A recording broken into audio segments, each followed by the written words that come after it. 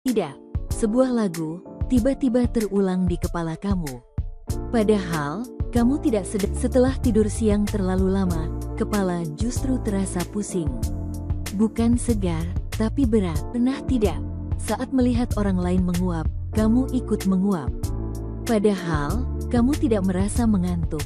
Fenomena ini bukan kebetulan. Pernah merasa, baru mulai kerja, tapi pikiran sudah kemana-mana.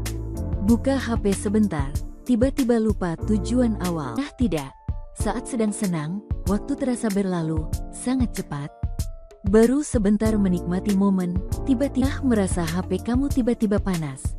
Padahal hanya dipakai sebentar. Sebenarnya, ini hal yang cukup wajar. Pernah tidak? Saat sedang bermimpi, rasanya begitu nyata. Kita bisa melihat, mendengar, bahkan merasakan. Nah tidak, sudah minum kopi, mata terasa melek, tapi badan masih ingin tidur. Sebenarnya, ini bukan hal yang aneh.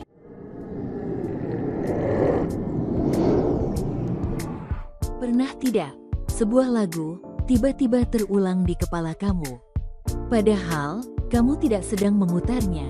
Fenomena ini disebut earworm, atau dalam istilah ilmiah, involuntary musical imagery.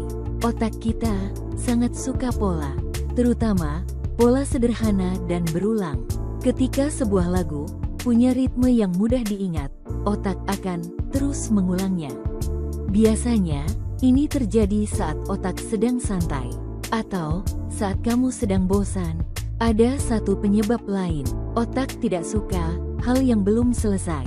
Jika kamu mendengar lagu, tapi tidak sampai selesai, otak akan mencoba menyempurnakannya sendiri. Itulah kenapa lagu tertentu bisa terus terulang tanpa kamu sadari. Menariknya, earworm bukan gangguan. Ini tanda otak kamu sedang aktif. Jadi lain kali, kalau lagu terjebak di kepala, itu bukan kebetulan. Itu cara otak menghibur dirinya sendiri. Setelah tidur siang terlalu lama, kepala justru terasa pusing. Bukan segar, tapi berat. Fenomena ini punya penjelasan ilmiah. Saat kita tidur, tubuh masuk ke beberapa tahap tidur. Mulai dari tidur ringan hingga tidur dalam. Jika tidur siang terlalu lama, otak bisa masuk ke fase tidur dalam. Dan saat kamu terbangun, secara tiba-tiba, otak belum siap untuk sadar sepenuhnya. Kondisi ini disebut sleep inertia.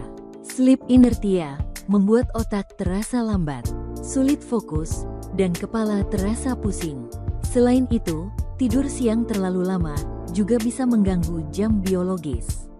Akibatnya, malam hari, kamu jadi sulit tidur. Dan keesokan harinya, tubuh terasa lebih lelah.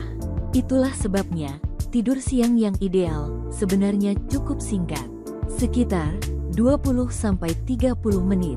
Cukup untuk menyegarkan otak tanpa membuat pusing. Jadi lain kali, kalau ingin tidur siang, ingat satu hal. Lebih lama, belum tentu lebih baik. Pernah tidak? Saat melihat orang lain menguap, kamu ikut menguap. Padahal, kamu tidak merasa mengantuk. Fenomena ini bukan kebetulan. Ini disebut menguap menular. Secara ilmiah, otak kita memiliki neuron cermin. Neuron ini membuat kita secara otomatis meniru orang lain. Bukan hanya menguap, tertawa, atau ekspresi wajah juga bisa menular. Menariknya, menguap menular lebih sering terjadi pada orang yang kita kenal. Seperti teman, keluarga, atau orang yang kita sukai. Ini karena otak kita bekerja dengan empati. Otak mencoba merasakan apa yang dirasakan orang lain. Itulah sebabnya anak kecil dan beberapa hewan juga bisa menguap menular. Namun, tidak semua orang mudah tertular menguap.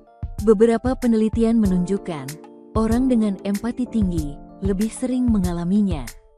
Jadi lain kali, saat kamu ikut menguap, itu bukan karena kamu lelah. Itu tanda otak kamu sedang terhubung dengan orang lain. Pernah merasa, baru mulai kerja, tapi pikiran sudah kemana-mana. Buka HP sebentar, tiba-tiba lupa tujuan awal. Kalau ini sering terjadi, kamu tidak sendirian. Ada beberapa alasan kenapa kita susah fokus. Pertama, otak kita sebenarnya tidak dirancang untuk multitasking.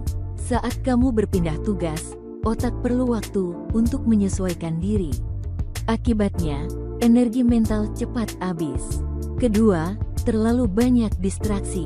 Notifikasi, pesan masuk, dan media sosial terus menarik perhatian kita tanpa disadari. Ketiga, kurang istirahat. Saat tubuh lelah, otak akan sulit mempertahankan fokus. Bahkan tugas sederhana terasa berat. Dan yang terakhir, pikiran penuh stres. Saat kamu cemas, otak sibuk memikirkan masalah, bukan apa yang sedang dikerjakan. Itulah sebabnya, fokus terasa sulit. Solusinya, kurangi distraksi, kerjakan satu hal dalam satu waktu, dan beri tubuh waktu untuk istirahat.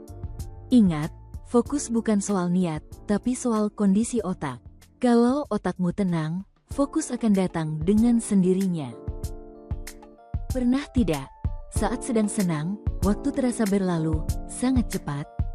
Baru sebentar menikmati momen, tiba-tiba hari sudah berakhir. Padahal, jam tetap berdetak dengan kecepatan yang sama. Fenomena ini ada penjelasan ilmiahnya. Saat kita merasa senang, otak berada dalam kondisi fokus dan terlibat. Hormon dopamin dan serotonin meningkat. Hormon ini membuat kita lebih menikmati momen. Karena perhatian kita sepenuhnya terpusat, otak tidak sibuk menghitung waktu. Akibatnya, kita jarang sadar waktu sedang berjalan. Inilah alasannya kenapa hari Minggu atau waktu liburan terasa cepat sekali berlalu. Bukan karena waktunya berubah, tapi karena cara otak memprosesnya. Jadi, kalau suatu hari waktu terasa berjalan cepat, mungkin itu tanda kamu sedang benar-benar menikmati hidup. Pernah merasa HP kamu tiba-tiba panas, padahal hanya dipakai sebentar? Sebenarnya, ini hal yang cukup wajar. Saat HP digunakan lama, prosesor di dalamnya bekerja lebih keras. Prosesor ini seperti otak HP. Saat membuka aplikasi berat, bermain game, menonton video, atau scrolling terlalu lama, prosesor memproses banyak data sekaligus. Aktivitas ini menghasilkan panas. Selain itu, layar yang menyala terus-menerus juga menyumbang panas, terutama jika kecerahannya tinggi. Baterai pun ikut bekerja ekstra, apalagi saat HP dipakai sambil diisi daya. Panas juga bisa terperangkap jika HP berada di tempat tertutup, seperti di saku, di bawah bantal, atau menggunakan casing yang terlalu tebal. Jika panasnya masih ringan, itu masih tergolong normal. Namun, jika HP sering sangat panas, bisa jadi ada aplikasi yang berjalan terus di latar belakang, atau sistemnya butuh pembaruan. Jadi, sesekali beri HP waktu istirahat. Tutup aplikasi yang tidak dipakai, kurangi kecerahan layar, dan hindari memakai HP sambil dicas. Karena HP juga butuh jeda, seperti kita.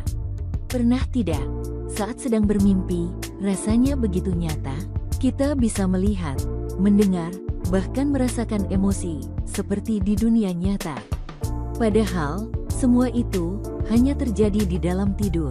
Lalu, kenapa mimpi bisa terasa begitu nyata? Jawabannya ada di cara kerja otak. Saat kita tidur, terutama di fase yang disebut tidur REM, otak justru sangat aktif. Bagian otak yang mengatur emosi dan ingatan bekerja lebih kuat. Itulah sebabnya perasaan dalam mimpi terasa sangat intens. Namun menariknya, bagian otak yang mengatur logika justru kurang aktif. Akibatnya, kita jarang mempertanyakan hal-hal aneh yang terjadi dalam mimpi. Otak menerima semuanya, seolah-olah itu nyata. Selain itu, otak juga melepaskan zat kimia tertentu yang membuat tubuh tidak bergerak saat bermimpi. Ini disebut kelumpuhan tidur alami. Tujuannya, agar kita tidak mengikuti gerakan mimpi.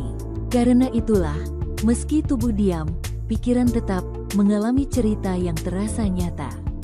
Dan ketika kita terbangun, emosi dari mimpi masih tertinggal. Kadang kita merasa senang, takut, atau sedih tanpa alasan jelas. Itulah sebabnya mimpi bisa terasa sangat nyata.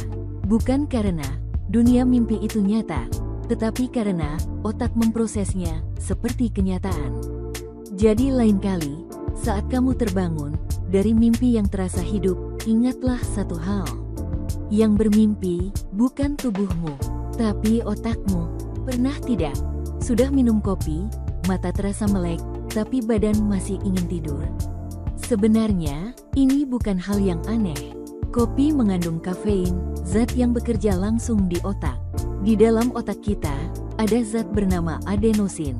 Adenosin inilah yang membuat kita merasa mengantuk setelah seharian beraktivitas.